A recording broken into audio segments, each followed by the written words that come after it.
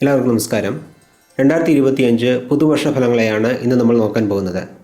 പുതിയ വർഷം തുടങ്ങാൻ പോകുമ്പോൾ എല്ലാവർക്കും ആ ഒരു വർഷത്തിനുള്ളിൽ നിറവേറ്റാൻ പല ആഗ്രഹങ്ങളും സ്വപ്നങ്ങളും ലക്ഷ്യങ്ങളും ഉണ്ടാകും. പക്ഷേ ആ ലക്ഷ്യത്തിലേക്ക് എത്തിപ്പെടാൻ ചിലർക്ക് ഉടനെ സാധിക്കുകയും ചിലർക്ക് അതിനുവേണ്ടി കുറച്ചുകൂടി കാത്തിരിക്കേണ്ടി വരുന്നതുമാണ്.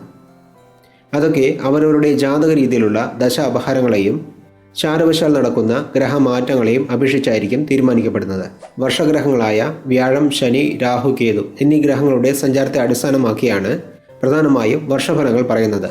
ഒരുപക്ഷെ ഗ്രഹനിലകൾ അനുകൂലമല്ലെങ്കിലും എല്ലാ കാര്യങ്ങളിലും ശ്രദ്ധയോടെ മുന്നോട്ട് പോയാൽ ഏത് പ്രതികൂല സാഹചര്യത്തെയും നേരിടാൻ നിങ്ങൾക്ക് സാധിക്കുന്നതാണ്.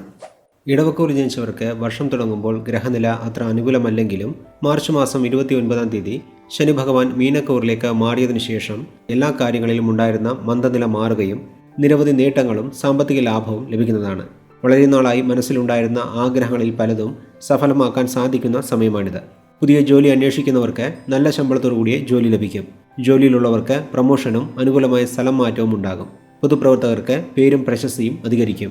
കടങ്ങളിൽ നിന്ന് മോചനം നേടാൻ സാധിക്കും. മെയ് മാസം മുതൽ ധനസ്ഥാനത്തിൽ വ്യാഴം സഞ്ചരിക്കുന്നതിനാൽ പുതിയതായി എന്ത് കാര്യങ്ങൾ തുടങ്ങിയാലും അതിൽ വിജയം നേടാൻ സാധിക്കും. പണം സമ്പാദിക്കാനും സാമ്പത്തിക സ്ഥിതി മെച്ചപ്പെടുത്താനും അനുകൂലമായ സമയമാണിത്. തൊഴിൽ രംഗത്തെ അംഗീകാരം, ജോലിയിലുള്ളവർക്ക് ശമ്പള വർധനവ് തുടങ്ങി പല കാര്യങ്ങളിലും അനുകൂലമായ ഫലങ്ങൾ അനുഭവത്തിൽ വരും. വ്യാപാരികൾക്ക് ലാഭം അധികരിക്കും.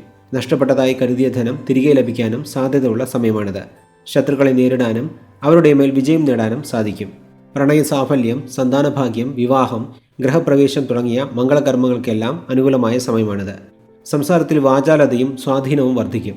മൊത്തത്തിൽ നോക്കുമ്പോൾ ഇടവക്കൂറിൽ ജനിച്ചവർക്ക് 2025 വളരെ അനുകൂലമായ ഫലങ്ങൾ ലഭിക്കുന്നതാണ് എന്ന് പറഞ്ഞുകൊണ്ട് ഇടവക്കൂറിൽ ജനിച്ചവരുടെ വർഷഫലങ്ങളെ ഇവിടെ നിർത്തുന്നു. നന്ദി, നമസ്കാരം.